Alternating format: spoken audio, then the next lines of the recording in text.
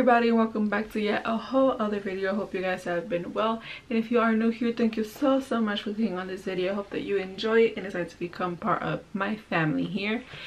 So today, as you can tell, I'm going to be talking about La Llorona, or some people may know her as the weeping woman or the crying woman. I'm not sure which one is the most popular with the English speaking people, but yes, I'm excited. So I've been wanting to talk about this video for so long, but I feel like right now is the best time because The Curse of La Llorona is coming out next month, April 2019, and it's basically a movie.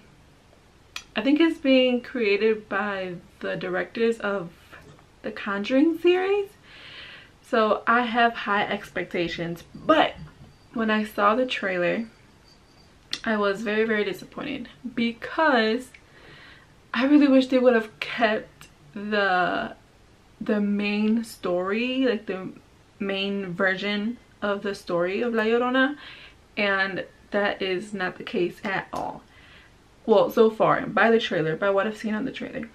But not only that, but they whitewashed the movie. Like, I believe this story was originated in Mexico.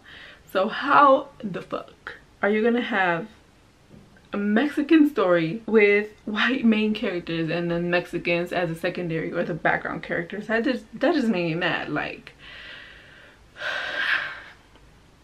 white people, man. But let's jump on to the video. There are a lot of versions to this story because it's so old and has just been passed down by the word of mouth. So I'm gonna be talking about two versions today, and one is the version that I read, and the other one is the version that I basically grew up on. And I'm gonna start by the version that I read because I don't like it as much, even though it makes a little more sense though. So the set for this story is around the 1520s, when the Spanish were still trying to take land, enslaving people, and all that. So there was this woman called Malinche, and she fell in love with one of the Spanish colonizers named Hernan Cortes. So Hernan was actually married, so Malinche actually became his side chick, and she was cool with it. So the name Malinche actually means traitor, and they gave her this name because the indigenous people thought that she was actually helping Hernan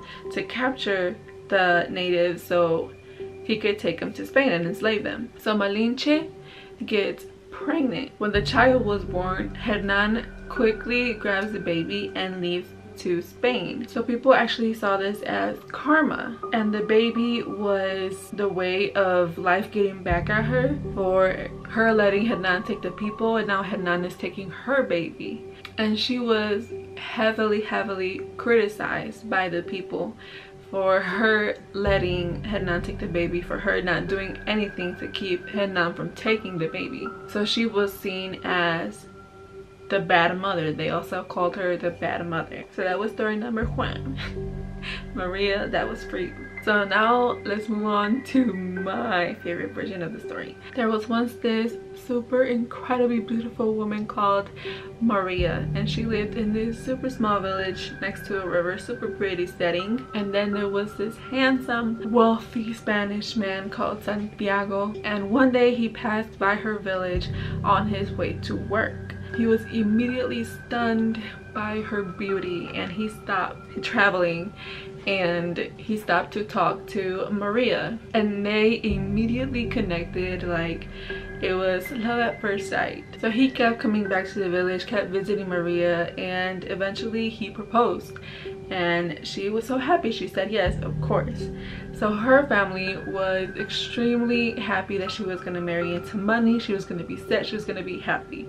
His family, however, was a little upset because he was going to marry a super poor girl. So to avoid all that, he made a little house in her village, and she stayed there, but he would leave to go to work and all that stuff, but he would visit often all the time. So one day she got pregnant, and she was extremely happy. You know, she was building a family and she was married and all that stuff. Life was good. So she had the baby, and then came another one. He kept visiting. It was like they were super happy. He would go visit and he would bring them gifts, bring Maria gifts. He would be so sweet to her and all that stuff. But then he didn't visit as much, and it got worse and it got worse and it got worse. Eventually, when he did go to the house and visit, it was only to visit the kids, to say hi to the kids. He would bring the kids gifts. He wouldn't even pay attention to Maria. It was like she wasn't even in the house. And Maria noticed, but it wasn't all that bad because he was still coming around. But of course, she was upset that he wasn't paying attention to her. He wasn't sweet to her anymore. So obviously he was falling out of love. And after that, it still kept deteriorating and all that stuff. And then one day he came by with another woman, a wealthy Spanish, younger, pretty woman. He came only to say goodbye to the kids. He didn't even say anything to Maria. And Maria was so mad, so hurt, that she took the kids to the river and drowned them. So after she had realized what she had done, she immediately ran after the kids, but the current had taken the kids away. She was so upset that she drowned herself. She committed suicide. So people say, I don't know why they say this, not like they were there to witness what happened, but that at the gates of heaven or the afterlife, she was asked where her children were, and she said she didn't know because she didn't know. So she was denied the entrance to whatever version you prefer, and she was told that she was not allowed until she found her children and brought them with her. So she was sent back to the land of in between life and death, kind of basically like the Lovely Bones, where Susie is stuck between heaven and earth basically.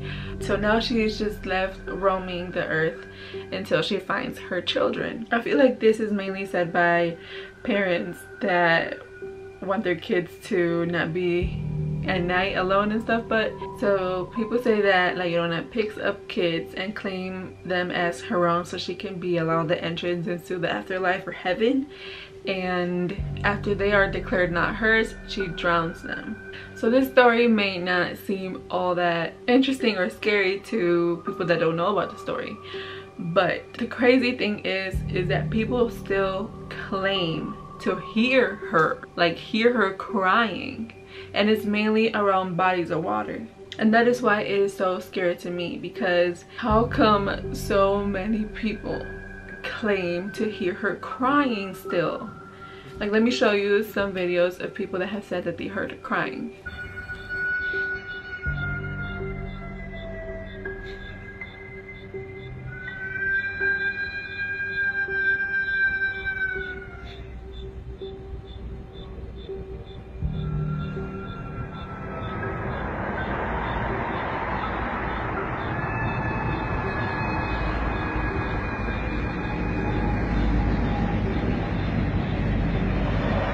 So this first one, I'm not gonna lie, it does sound like a siren, like a cop siren or ambulance or something.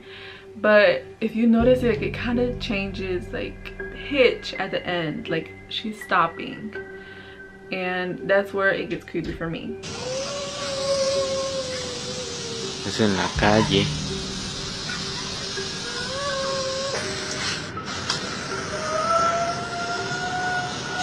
Oigan, oigan, oigan.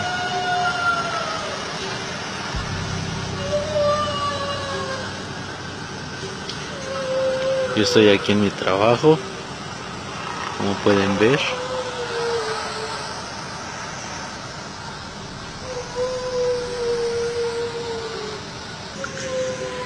Oigan.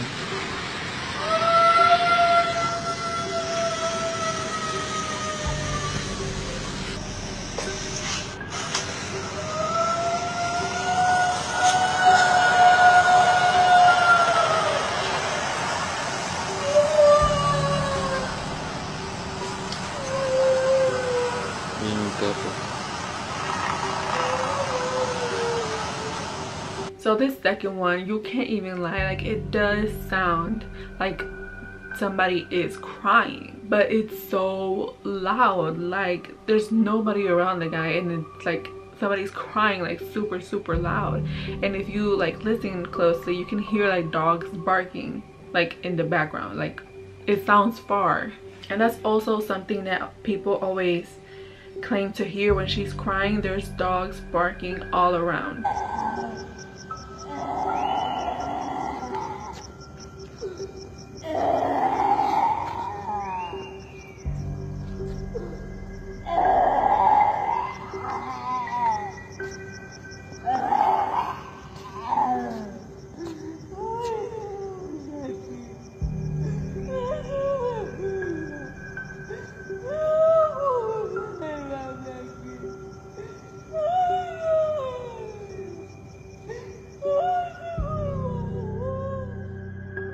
Now this last one, that one was like almost gross, like nasty. Like if somebody was doing it, making it seem like it's La Llorona, that shit must have hurt their throat, because it sounds like that shit hurt. But that one like really did creep me out though. Like it's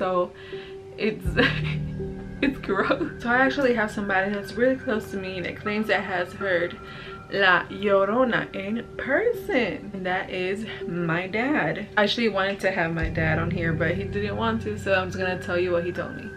So when he was still living in Mexico, he was in this band, and practices like ran almost until like 1, 2 in the morning. He said that that night he left like at 1 in the morning, and he would take his bike, so it would be like a 40-minute ride bike.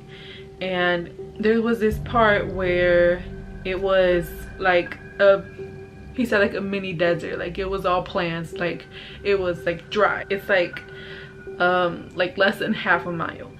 And he said that he heard La Llorona cry right there for the first time, and it was a peculiar noise, but it didn't freak him out. But he said that he heard the noise before. He said that the second cry, he noticed where he heard that sound before, and it was from a movie. It's like this wrestler, and he was like wrestling La Llorona, and he noticed where he heard that sound before, and it was from that movie. And he said that he rode his bike like super fast to his house, and he said that he had to like jump like a big like part to get to like the door. He said like that, I think like the sidewalk was really high.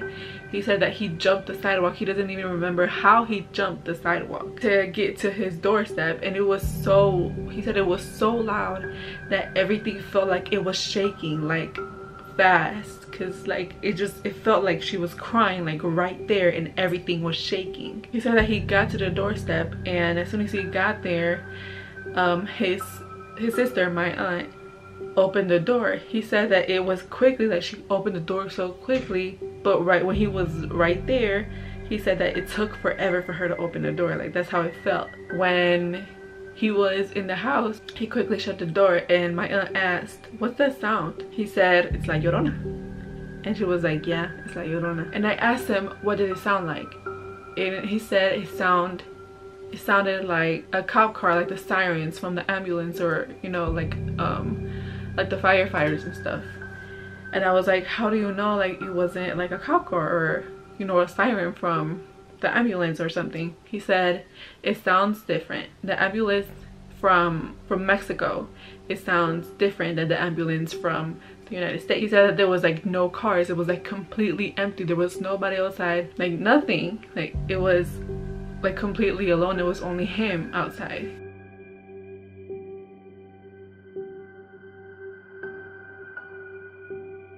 Like me and my parents were talking like how come La Llorona is like heard all around Mexico and like other parts, and now it's like spreading over to other countries, and they were like, because supposedly it was the sin of La Llorona for killing her children. It's like other women killing her children, and now it's like multiple Lloronas that you hear in other places. But it's a special story. I really enjoy it, and I hope that you guys did too. So that is the video for today, you guys. Thank you so much for joining me, and I hope that you enjoyed. Keep your minds open. I will see you, you will see me, and we will see each other on my next video. Bye guys.